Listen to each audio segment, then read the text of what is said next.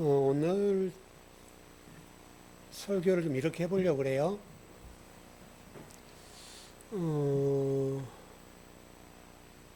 우리나라 그 대형교회 어느 목사님이 설교하신 건데, 그분이 이런 설교를 하셨어요. 사탄 마귀의 특징 10가지. 그 설교를 해서 제가 한번 들어봤거든요. 여러분들은 이제 제가 질문을 던질 테니까 그분 설교 내용을 제가 요약한 거거든요. 요약한 조금을 전해드릴 텐데, 제가 어느 정도까지 가고 질문을 할 테니까 답을 해보세요. 그분 설교 본문이 뭐였는가 하면 요한 1서 3장 10절이었습니다. 이게 이제 사탄 마귀의 10가지 특징을 설명한 본문입니다. 그분이 이렇게 설교하셨어요. 요한일서 3장 10절의 말씀 보면 어떻게 기록됐는가 하면 하나님의 자녀와 마귀의 자녀가 드러난다, 이렇게 되어 있어요. 그래서 그분이 설교하시기를 하나님의 자녀는 하나님의 영을 받은 자요, 마귀의 자녀는 마귀의 씨를 받은 자다, 이렇게 설교했어요. 그래서 하나님의 자녀와 마귀의 자녀가 공존한다, 이런 설교였습니다.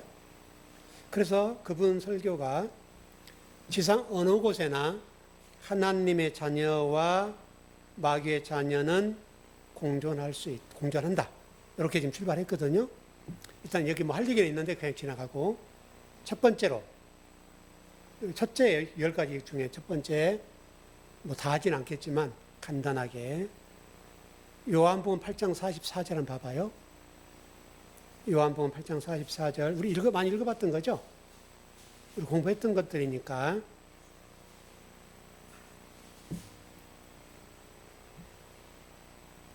예, 한번 읽어보세요, 여러분. 시작. 8장 44절. 시작.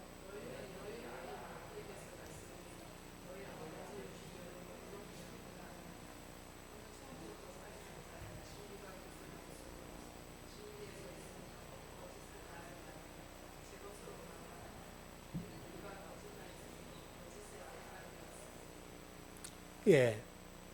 요한복음 8장 44절, 자, 여러분 가르쳐 드렸던 건데, 그분 설교는 이렇게 시작했어요. 이 본문 첫 번째를, 마귀는 거짓말쟁이다. 거짓의 아비가 마귀라는 거예요. 그래서 마귀의 아버지가 이제 뭐 사탄이고 이런 식으로 됐죠. 그러면서 무슨 얘기를 하셨는가 하면, 성도들이 거짓말하면 마귀의 자식이다, 이렇게 설교하셨어요. 자, 그럼 여러분 요한복음 8장 44절에 어떤 말씀이죠? 여러분 제가 가르쳐 드린 대로 8장 44절은 그렇죠. 바리새인들과 서기관 유대인들에 관한 말씀을 이렇게 한 거죠. 근데 그분은 성도들을 향해서 여러분 거짓말하면 마귀의 새끼입니다, 마귀 자식입니다, 이렇게 설교를 했어요. 그래서 마귀영을 받았기 때문에 거짓말한다. 그럼 성도들 여러분 한 번도 거짓말 안 하고 살아요? 그러면 여러분 어떻게 되는 거예요? 그러면 그 교회 성도가 굉장히 많거든요. 대형교회입니다. 유명한 목사님이세요. 그분의 강대상을 이렇게 치워놓고 앞에 나와서 설교를 하시던데, 이렇게 이제 하시더라고요, 이렇게. 하여튼 제가 여러 가지 거슬린 게 많아서 뭐 설명할 거 없고, 하여튼 그래요. 여러분, 성도가 거짓말 못 합니까? 성은이 거짓말 할 수 있죠? 일단 정리가 됐죠? 성도가 거짓말하는 것은 마귀의 자식이기 때문에 그렇다라고 하는 이 부분에 관해서 성도들이, 그 교회에 성도들이 들었습니다. 그 설교를 듣고 성도들이 어떤 생각을 가졌을까요? 아, 내가 마귀 새끼네 이렇게 된 거잖아요. 그 가운데 뭐 1,000명이 모이는지 뭐 정확한 숫자는 모르지만 많이 1,000명 모였다 한다면 그 모든 성도들이 예배 드리면서 어떤 생각을 가지겠어요? 마음이 움츠러들겠죠. 그러지 않겠어요? 자, 두 번째. 에스겔서 28장 17절인데, 요 뭐, 시간 없어요. 읽지 못하겠는데.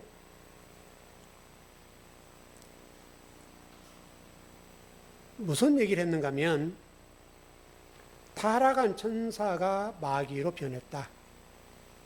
타락한 천사. 우리 많이 들어봤던 얘기죠? 타락한 천사가 누구죠? 여러분, 이제 우리 세상적인, 아니, 세상 표현이 그런데, 교회인데 진리가 아닌 일반적인 교회에 듣는 타락한 천사가 누구죠? 어떤 천사예요? 여러분 아는 대로. 루시퍼죠. 루시퍼. 그럼 루시퍼는 어디서 나온 거예요? 이사야 여러분 14장에서 나왔던 거 14장 6절입니까? 그게 새벽 계명성의 아들. 그 계명성의 아들이 누구예요? 바벨론 왕이잖아요, 여러분. 이사야서는 어떤 성경이냐면 이스라엘 백성들이 바벨론 포로에 있는 상황에서 말씀하신 말씀이잖아요. 그때 바벨론 왕을 아침의 아들 계명성 이렇게 한 거예요. 근데 그거를 타락한 천사라고 얘기하더라고요. 되게 그래요, 여러분. 그분만 그런 게 아니고 되게 많은 목사님들이 그렇게 하는 건데, 그래서 교만한 자는 마귀의 자식이다. 이렇게 나아가는 거예요. 그래서 왜 그렇게 하냐면 그 타락한 천사 루시퍼가 하나님 자리를 뺏으려고 교만했기 때문에 그 교만한 루시퍼가 마귀가 됐다. 이렇게 한 거예요.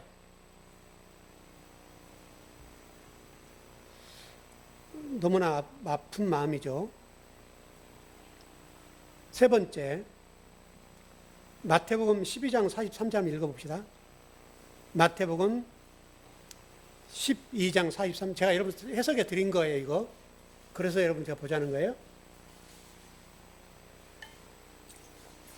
12장 43절. 여러분이 답을 하셔요. 예. 예, 시작.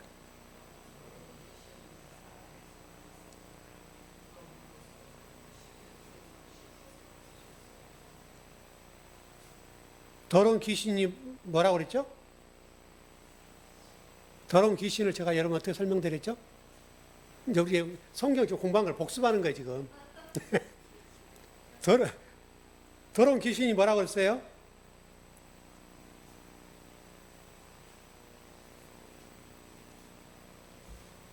이렇게 해야지 공부가 되는 거예요. 아, 그래, 안 잊어버려? 더러운 귀신이란 더러운 말씀. 정확하게 정리하세요. 그러니까 바리새인과 서기관 사두개인들이 말씀을 전했는데 그 말씀이 더러운 말씀이란 말은 어떤 말이냐면 율법을 가지고 율법으로 전했다. 그러니까 예수님 당시에는 복음을 전하는 시대잖아요. 그래서 더러운 귀신, 이 부분은 더러운 말씀. 그러면 깨끗한 말씀도 있단 말이잖아요. 여러분 그렇죠. 예수님이 전하신 것은 깨끗한 말씀이었다. 그 말이에요, 여러분. 그러시면서 그분은 이게 어떻게 설명했는가 하면 귀신이 사람들에게 들어왔다 나갔다 하는데 마치 우리 몸에 물이 필요한 것처럼 말씀이 귀신이 들어오고 나가고 한다는 거예요. 여러분, 제가 많이 여러분 설교했던 거죠. 그러니까 성도들이 어떤 생각을 가지겠어요? 기도 안 하면 귀신이 들어오고, 기도하면 나가고, 예배 열심히 하고, 헌금 열심히 하고, 봉사 열심히 하면 귀신이 떠나가고, 주님이 계시고, 이렇게 되는 거잖아요. 성도들이 여러분, 은혜 생활 할 수 있겠어요? 종교라는 틀 속에서 여러분 생각을 해보세요. 예수님과 바리새인과 서기관들과 논쟁 속에 안식일 논쟁이 있죠. 안식일 논쟁이 있는데 여러분 제자들이 밀밭 사이를 지나가다가 밀을 이렇게 비벼 먹었어요. 그러니까 이제 바리새인들이 예수님과 제자들 향해서 시비를 거는 거잖아요. 그래서 그 바리새인이 뭐라고 얘기하는가 하면 어떻게 하면 예수님을 죽일고 그렇게 하잖아요. 안식일을 자기들이 뭐 했어요? 그들 안식을 예비하면서 금식했어요. 근데 예수님과 제자들, 세리, 죄인들은 밥을 먹었어요. 왜냐하면 그 당시가 금식 시간이거든요. 근데 여러분, 유대인들은 1년에 원래 금식이라 한 번이거든요. 전통적인 규례적으로 보면 한 번이에요. 근데 그게 4번으로 됐고요. 나중에는 한 주에 2번씩 금식을 하는 거예요. 한 주에. 자기들이 만든 거예요. 성경 없는 얘기인데 자기들이 그렇게 규례를 만들어서 일주일에 2번 금식을 하는데 지금 바리새인과 서기관들은 금식하는 시간이에요. 근데 예수님과 제자들과 또 서기관, 세리와 죄인들, 이 사람들은 그 시간에 밥을 먹는 거예요. 그러니까 예수님 바라보는 그들 입장에서 어떻게 했어요? 죽이고 싶겠죠. 신성모독이다 하고 예배를 좀 드리지 않는다고 하고 안식을 범한다고 하고 죽이려고 하는 거잖아요. 그래서 예수님 뭐라고 말씀하셨어요? 신랑이 있는 동안에는 금식하는 거 아니야. 그럼 신랑 누구라는 거예요? 예수님 나와 함께 있는 동안에 금식하는 게 아니고 내가 죽거든 금식해라. 그랬잖아요, 여러분. 근데 예수님이 그렇게 말씀하시는데 바리새인들과 유대인들 알아들어요, 못 알아들어요? 못 알아듣는 거예요. 그분 이제 아까 더러운 말씀을 물은 말씀이요 이렇게 하더라고요. 그렇게 이제 설명하면서 근데 그걸 좀 생각을 해보니까 우리 몸에 물이 몇 프로 있어요? 70% 있잖아요. 물은 70%인데 그 생각을 한 거예요. 일단 거기까지만 정리하고요.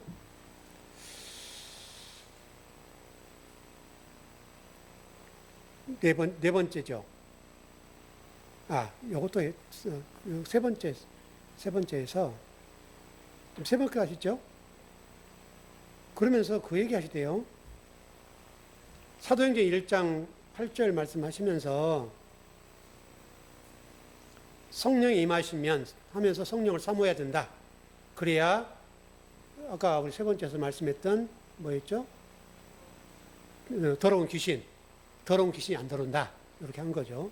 여러분 사도행전 2장 8절은 어떤 말씀이라고 그랬죠? 오순절 마가 다락방 사건. 이게 어떤 말씀이죠? 그렇죠. 창세기 11장에 회복된 말씀. 하나님과 바벨탑 사건이 어떤 사건이냐면 하나님 한 분을 두고 하나님과 갈라진 사건이잖아요. 하나님 말씀 아닌 다른 하나님 말씀을 듣는 거잖아요. 그 가치관들이 유대인들을 지배해버렸잖아요. 그 말씀을 따라갔던 시기가 바벨탑 사건이란 말이에요. 그게 회복된 사건이 어떤 거냐면 사도행전 1장 8절이에요. 그래서 하나님의 말씀으로 하나님과 하나 된 사건. 이게 그럼 사도행전 8장인데 오순절 마가 다락방 사건은 기도 열심히 해가지고 성령 받았다. 요것만 하는 거예요. 불이 임했다. 요러고. 그러니까 뭐 이제 이렇게 되는 거죠.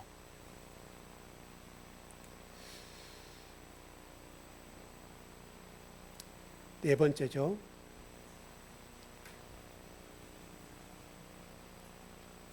누가복음 8장 12절 말씀 보면 그런 말씀이 있어요. 말씀을 들었는데 기억하지 못한다. 여러분 다 기억하세요? 예배 나갈 때 본문 생각 안 날 때 있잖아요. 여러분 그래 안 그래요? 여러분만 저도 그래요. 여러분만 그러니까 저도 그래요. 깜빡깜빡 해요. 근데 그분은 그렇게 하시대요. 본문 설교를 기억 못하거나 설교 말씀을 기억하지 못하면 그건 마귀가 그 말씀을 뺏어갔기 때문이다. 그 마귀에게 말씀을 빼앗기게 되므로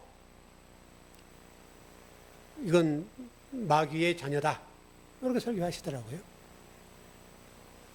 다섯 번째, 다니엘서 9장과 다니엘서 11장, 12장의 말씀을 통해서 성소에서 일한 일들이 일하는데 제사와 예물을 금지시키며 가증한 것을 멸망의 가정을 세운다. 이렇게 다니엘서는 어떤 말씀이죠? 다니엘서는 어떤 지금 영적 배경이에요? 역사적으로 다니엘서. 다니엘은 바벨론 포로 시대죠, 여러분. 다니엘 포로 시대에 지금 이스라엘 백성들이 바벨론 포로로 갔던 시기죠. 그 얘기를 하는 거잖아요, 여러분. 그러니까 당연히 여러분 예배 금지됐어요, 안 됐어요? 못 드리죠. 예물 드려요? 못 드리죠. 물론 뭐 그 당시 우리 자세히는 모르겠지만 어떻든 자기들이 원하는 예배를 못 드리잖아요, 여러분. 근데 이렇게 된 원인이 뭐예요? 그들이 바벨론 포로가 된 원인이 뭐죠? 원인이 뭐죠? 다른 하나님 섬긴 거잖아요, 여러분. 다른 하나님, 다른 예배를 드린 결과가 이렇게 됐고, 여호수아 이후로 7년 동안 이렇게 예배를 드렸잖아요. 하나님 많이 봐줬어요. 7년이라는 시간 동안 일한다면 다른 하나님을 섬긴 결과가 바벨론 포로예요. 그래서 여러분 에스겔, 이사야, 다니엘 뭐 이런 말씀, 에레미야 말씀 보면 대선지자 보면 이미 기울어졌다고 하잖아요. 너희들이 이미 회개할 시간은 지났다. 그래서 하나님 어떻게 말씀하세요? 너희들 내가 찾아가서 3분의 1, 3분의 1, 3분의 1씩 다 죽일 거야. 그러니까 바벨론 포로라는 것은 가야 된단 말이에요. 너희들 가봐야 돼. 예루살렘 남거나 너희들 어떤 상황이 있어서 안 가거나 뭐 선제 말 안 듣고 하면 너희가 예루살렘에 있다 할지라도 내가 찾아가 죽일 거야. 실질적으로 하나님 찾아가 다 죽였죠. 그 바벨론 포로로 가던 사람들만 살았잖아요. 이건 그러지 않았습니다. 하나님이 가라는 거예요. 가서 한번 고통을 겪어봐라. 하나님을 따르고 비진리를 따르고 다른 하나님을 섬긴 결과가 어떤 것인지를 처절하게 깨달으라는 거예요. 처절하게. 그래서 여러분 그 다니엘 같은 경우 어때요? 뭐 강변에 나와서 하나님을 예배했던 그 시대를 회상하면서 눈물을 흘리고 통일 사복을 했잖아요. 그걸 필요했단 말이죠. 일단 여러분 5가지만 들어도 어때요?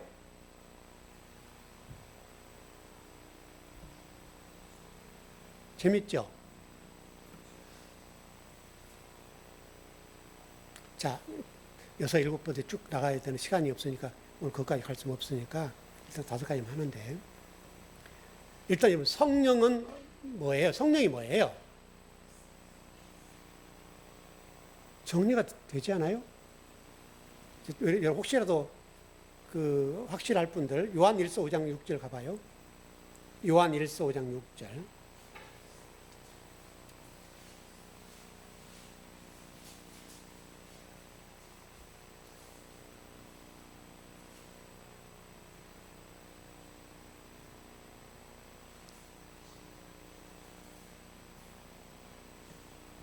육 절 7절까지 가고 7절.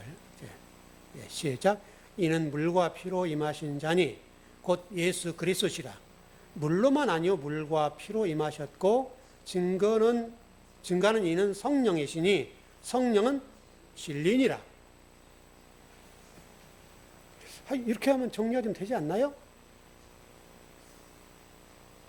성령님은 여러분 뭐 버쩍버쩍 하는 게 아니라 예수 그리스도 성령이시죠. 그 말씀이시죠. 근데 이게 왜 이렇게 됐는지 모르겠어요. 여러분 성경 말씀을 우리에게 주신 목적이 뭐예요? 성경의 틀 속에서 신앙생활을 하라는 거잖아요. 성경이라는 이 텍스트를 떠나면 안 되죠. 그래서 하나님이 기록할 것은 뭐 바닷물을 먹물 삼아도 너무 많은데 그 가운데 우리가 신앙생활에 철저히 필요한 것들은 성경이 다 기록해 놨다는 거예요. 그래서 저와 여러분들이 성경 말씀에 근거하고 성경을 중심으로 신앙생활을 하는 거예요. 성경을 벗어나면 안 되는 거예요. 그 성경이 없는 것을 왜 얘기하냐 이 말이죠. 누시퍼가 어디서 나왔으며 마귀가 어디서 나왔으며 사탄이 어디서 나왔으며 근거를 대라 이거죠.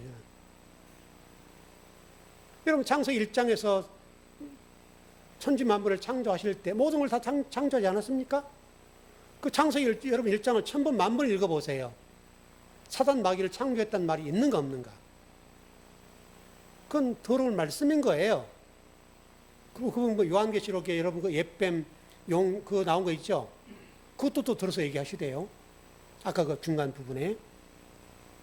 그게 여러분 비의 진리를 증거하는 바리새인들, 서기관들, 유대인들 그 얘기를 하는 거잖아요. 그게 마귀고, 그게 사단이고, 그게 옛뱀이고, 또 우리의 옛모습이고, 우리의 옛모습이 여러분 그러지 않습니까, 여러분? 그리고 우리 출발은 하나님 자녀와 마귀 자녀 얘기를 이렇게 딱 구분해 놓으셨던데, 실질적으로 창세기 1장 2절의 말씀을 보면 저와 여러분 이스라엘 백성들을 통해서 말씀한 게 뭐예요? 우리의 원래 출발은 지옥이에요. 사망이에요. 그래서 첫 번째 하나님이 빛이 있으라 하신 빛이 있었고, 빛이 있다는 말은 어떤 말이냐면 그 어둠 속에 빛이 들어가야, 말씀이 들어가야, 그리스도가 들어가야 저녁이 되니 아침이 됐다. 여러분 이게 굉장히 논리적이잖아요. 밤이었다가 빛이신 그리스도가 오심으로 우리에게 비춰주시니 그 빛이 들어옴으로 우리는 새벽이 되는 거예요. 그리고 더 나가서도 해와 달이라고 하는 것을 통해서 제가 여러분 설명을 드렸던 것처럼 해라고 하는 것은 빛을 이게 비춰주는 거잖아요. 달은 빛을 받는 반사자예요. 이게 우리예요, 우리. 우리는 해가 비춰주지, 그리스도가 말씀이 우리 비춰주어야 우리는 바로 살 수 있는 존재예요. 우리 스스로는 빛을 발휘 못한다고요.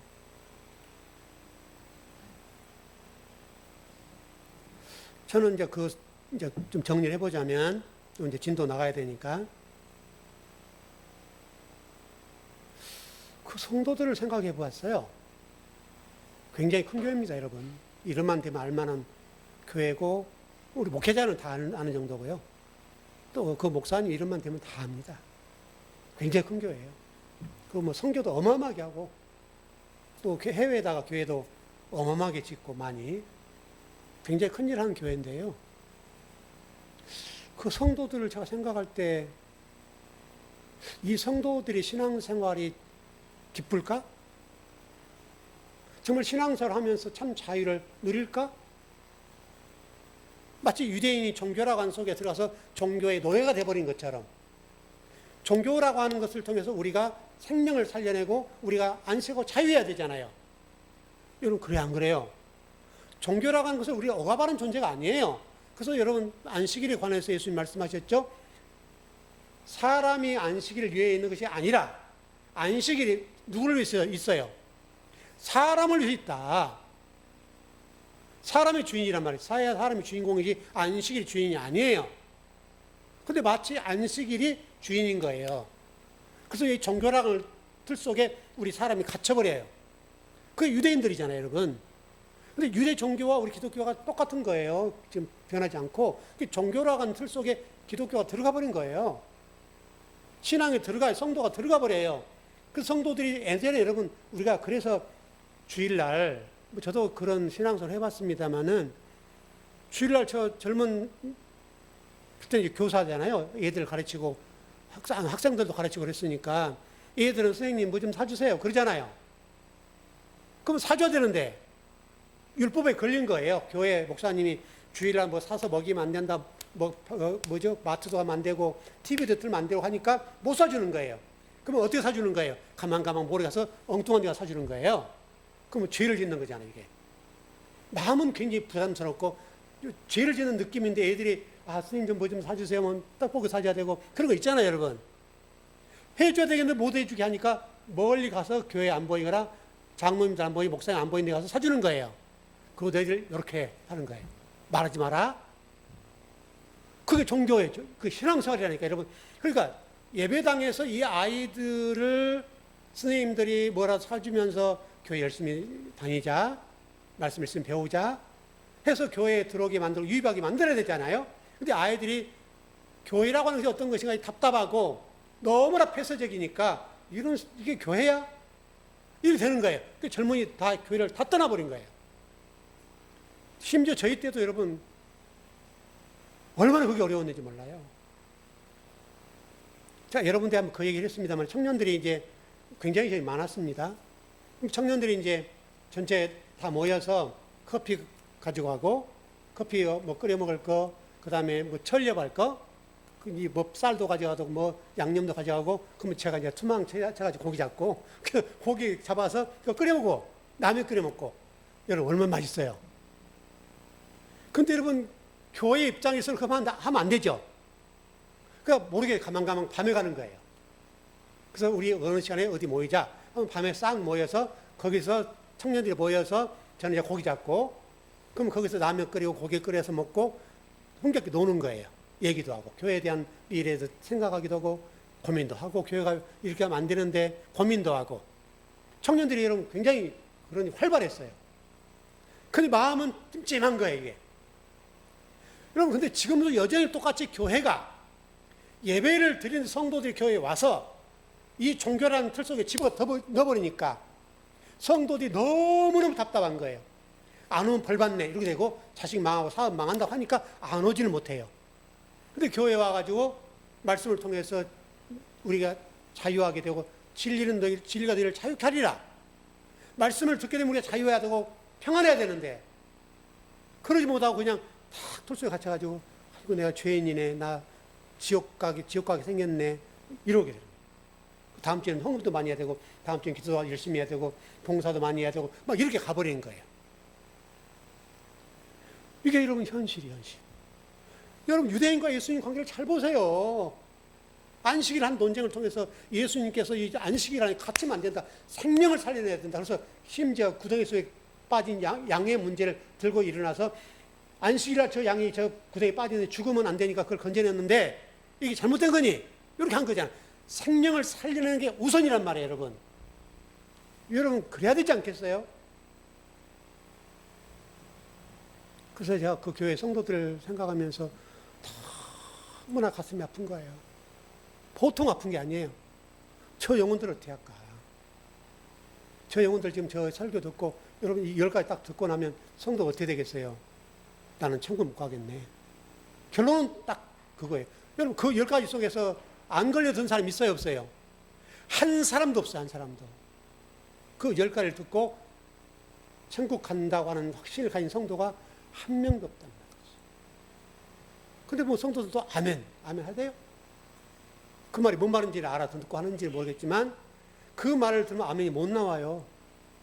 너희들 지옥 간다 그 말이거든요. 그냥 전체 종합적으로 딱 한 마디 딱 요약하면 너희들은 천국 못 가, 그 말이거든요. 여러분 그 10가지 제목을 쭉 하셨는데 그 가운데서 여러분 자유로운 성도가 한 성도가 있겠어요? 거짓말도 하면 안 되고, 물론 우리가 거짓말 하잔 말이 아니에요, 여러분. 근데 거짓말 하게 되면 마귀의 자식이라고 하니까 이게 보통 말씀이 아니잖아요, 여러분.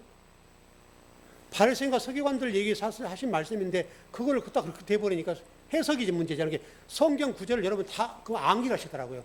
어느 구절에서 이렇게 말씀하고 저렇게 말씀하시고, 성경 구절 위해서 얘기하니까 딱 구절 얘기하면 그것만 딱 설교하니까 기가 막히게 딱딱 맞는 거예요. 제가 마치 그 신대원생들을 가르칠 때 있었거든요.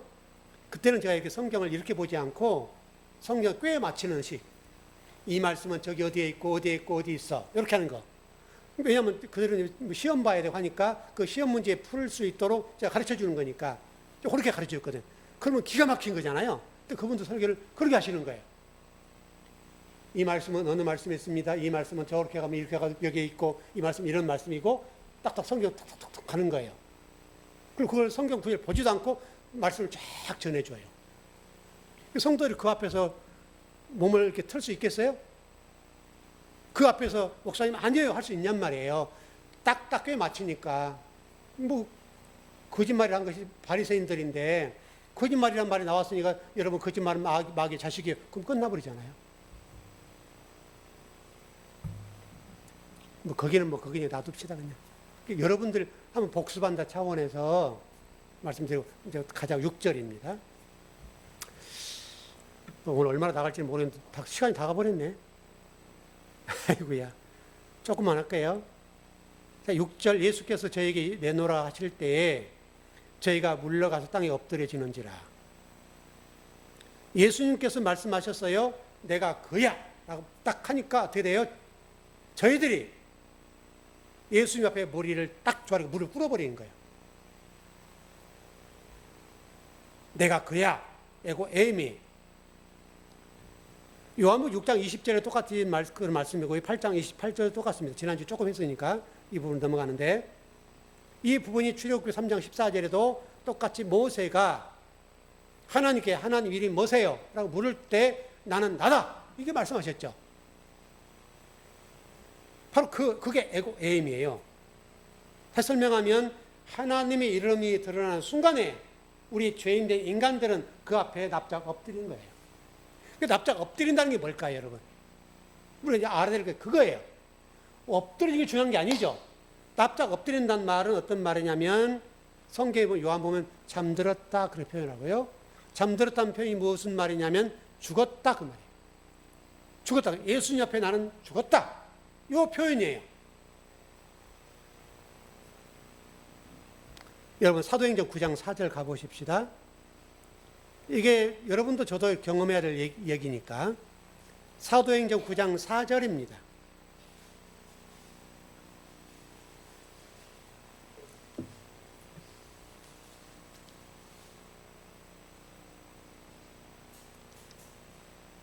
시작. 땅에 엎드려 들음에 소리가 있어 가라사대 사울아 사울아 내가 어찌하여 나를 핍박하느냐 하시거늘. 지금 사도 바울도 사울이었을 때에 예수님을 다메섹 도상에서 만나는 순간에 죽은 자가 됐습니다. 여러분 제가 이 말씀 드렸던 것처럼 사울이 하루아침에 이렇게 된 게 아니라고 그랬어요. 여러분 염려하지 말란 말이에요. 아이고 우리가 말씀 듣는데 아이고 목사님 나는 안 된가 봐. 그런 생각하지 말란 말이죠. 왜? 사울이 하루아침에 다메섹 도상에 납작 엎드리는 게 아니에요. 얼마나 하나님 앞에 말씀 앞에 뺀질뺀질하고 말씀 듣자 불순종하고 돌아서지 않았어요. 그리고 기세등등하게 많은 사람들을 죽였어요. 그게 사울이에요.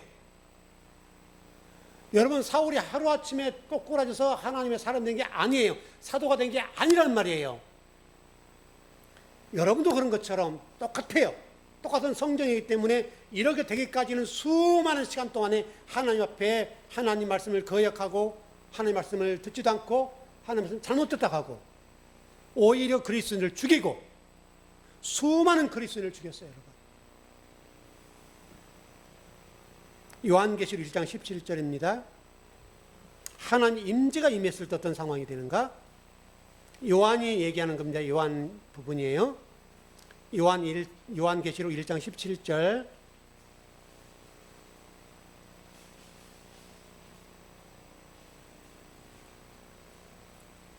예, 시작. 내가 볼 때 그 발 앞에 엎드려져 죽은 자같이 되매 그가 오른손을 내게 얹고 가라사대 두려워 말라 나는 처음이요 나중이니. 지금 사도 요한이 하나님 임재를 경험하게 되니까 어떻게 됐어요? 엎드렸다. 그 앞에 엎드려졌다. 죽었단 말이에요. 죽었다. 여러분 모세도 마찬가지죠. 하나님 만났을 때 여러분 그 호렙산에서 보세요. 납작 엎드리죠 여러분. 하나님을 만나면 그래 이게 나는 나다. 에고 에미라는 말이 어떤 의미인가 하면 이런 의미를 가지고 있다 이 말이죠. 하나님을 만나면 우리는 납작 엎드릴 수밖에 없어요. 그리고 동시에 제가 그 출애굽기 3장 14절의 말씀 통해서 말씀드렸습니다마는 하야 아세르 하야 미완료라고 해서 미완료. 이 중요해요. 하나님은 어떤 분인가? 하나님은 지금 완료로 여러분들을 지금 딱 끝내버린 게 아니라 미완료. 지금도 하나님은 저와 여러분들 위해서 뭔가 일하고 계시고 나를 하나님의 자녀로 만들기 위해서 애쓰고 계시고 땀 흘리고 계시고 지금도 일하신다. 지금 이 순간에도 여러분과 저를 위해서 일하신 분이 누구예요? 하나님이라. 하야 아세르 하야 미완료.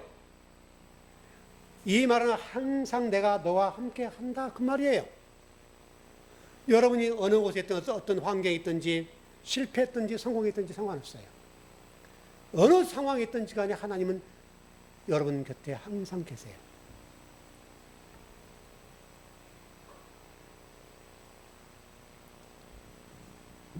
여러분 이게 미완료라고 하는 것을 절대 잊지 마시고요.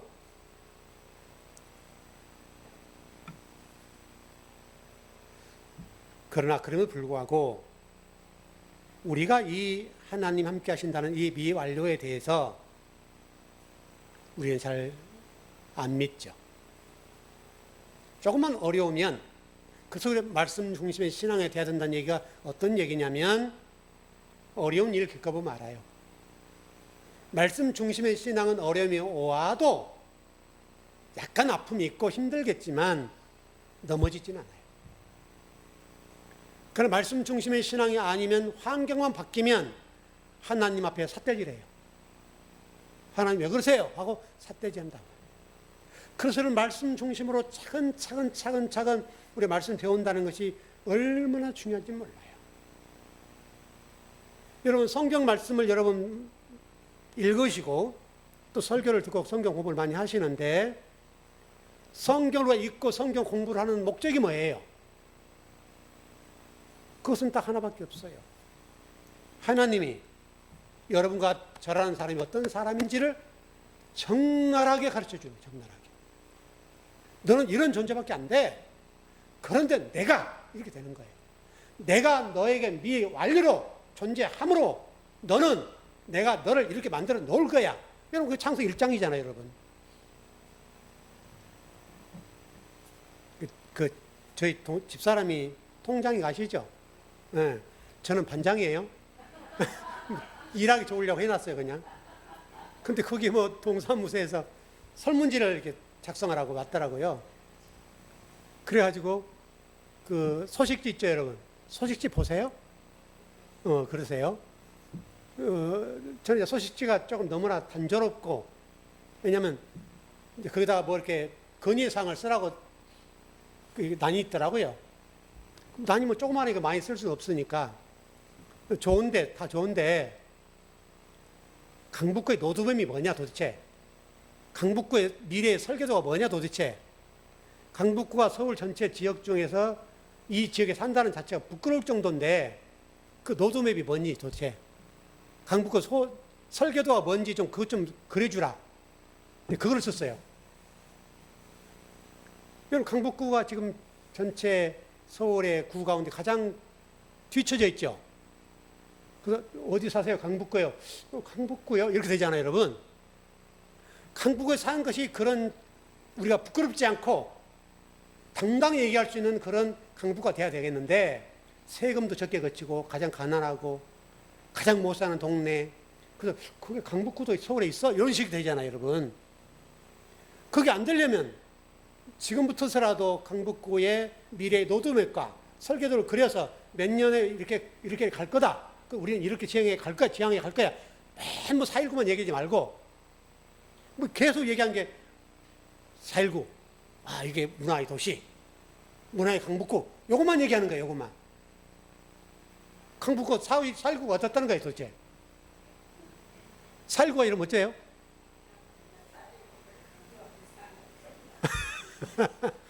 물론 4.19가 나쁘단 말이 아니라 굉장히 좋은 거죠. 근데 그것만 우려먹지 말고 그러려고 하면 강북구가 더 강북 주민들이 강북구에 사는 것에 대해서 자긍심을 가질 수 있도록 뭔가 노드맵이 있어야 되지 않냐 이거예요. 뭐 어떤 구청장이 와서 그냥 4년 해먹고 그만두고 그게 아니라 표만 달라고 할 것이 아니라 여러분 그러지 않아요? 여러분 성경이 뭐예요? 그거잖아요, 여러분.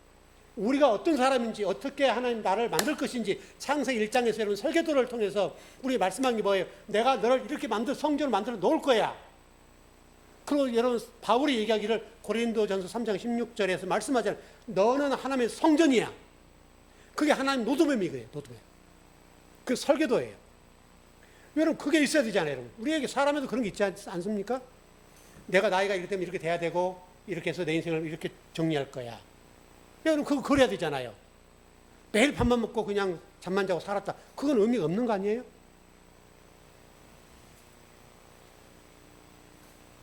여러분 철학자를 보세요. 그래서 성경에서 여러분 내가 누군지를 발견한다는 게 얼마나 중요한가 하면 여러분 그 노드맵과 설계도를 안다는 것이 얼마나 복된 것인지 아냐면 여러분 철학자들 여러분 평생 동안 뭐 한 줄 아세요?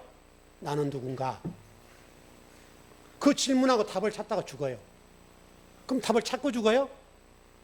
못 찾고 죽어요. 철학자 어느 누구도 나는 누군가의 답을 정확하게 죽은 사람이 없어요. 왜? 답이 없으니까 거기는. 성경 말씀에 답이 있지 거기는 답이 없으니까요. 그래서 뭐 그 사람들이 길을 묻다 뭐 해서 뭐 철학자를 나오고 뭐 교수를 나오는데 결국 얘기는 여러분 정확한 답을 못 해요.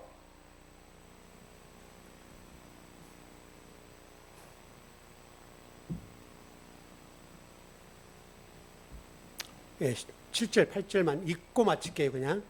요거는 다음 주 하십시다. 예, 시작. 이에 다시 누구를 찾느냐고 물으신데 저희가 말한 나사렛 예수라 하거늘 예수께 대답하시되 너희는 내노라 하였으니 나를 찾거든 이 사람들이 가는 것을 용납하라 하시니. 자, 결론 정리합시다. 우리가 앞에서 제가 어느 교회 설교를 가지고 정확하게 좀 정리를 해드렸는데 우리가 이렇게 정리를 한번 한다면 중요합니다. 왜 중요하냐면 그런 설교를 들으면 저 같은 사람은 막 가슴이 너무 아프잖아요. 근데 그분은 자꾸 이렇게 이게 그 아주 희한한 제스처가 있더만요. 그 전 모씨 하신 그 목사님 하신 제스처 있죠, 여러분. 정광 목사님 와서 이렇게 막 한번 이렇게 뻐개는 것도 있잖아요. 그걸 하시더라고요. 그분은 모르고 하신 것 같은데 저는 그냥 너무 거슬리는 거예요. 아, 이분이 어느 정도 지금 그 교회에서 어떻게 목회하시는구나. 그게 보여요, 그냥. 뭐 그분을 비하할 수는 없으니까 저는 못 하겠는데. 여러분, 우리가 성경의 말씀을 이렇게 듣고 안다는 게, 그리고 그것을 우리가 해석하고 저거는 이렇게 잘못됐네. 라고 여러분, 그러니까 그 설교를 들으면 여러분들이 그런 설교를 들을 때 그런 설교, 그런 부분에서 이렇게 여러분들이 정리할 수 있어야 돼요. 그러면 너무너무 좋은 거잖아요, 여러분. 그럼 기도가 나올 거 아니에요. 하나님, 그 교회 성도들에게 하나님 은혜를 살라고. 그 많은 성도들이 그런 말씀 듣고 신앙생활을 하면서 평생을 살 거 아니에요? 그리고 그 교회 그 목사님을 이렇게 받들고 그분들은 우리 목사님 할 거 아니에요? 아, 여러분 성경 구절 탁탁탁 대가면서 하니까 얼마나 기가 막히겠어요, 여러분. 제가 신대원 선생님들 가치를 가르칠 때 그때는 모든 사람 전도사님 성경 너무나 잘 가르쳐 얼마나 좋았겠어요. 근데 지금 생각해 보면 그거는 신대원생들에게 필요한 거예요. 예, 시험 봐야 되니까. 근데 여러분에게는 그게 필요 없다고. 저도 그걸 놓아버렸잖아요. 제가 신학을 졸업하고 목회를 하면서 그걸 놓아버렸어요. 그리고 이제 공부를 하는 거잖아요. 우리 즐거운교회 성도들은 그런 측면에서 우리의 말씀을 바르게 배우고 간다는 그 하나만큼은 자긍심을 가지고 어깨를 펴고 살았으면 좋겠다. 그 복이 넘쳤으면 좋겠어요.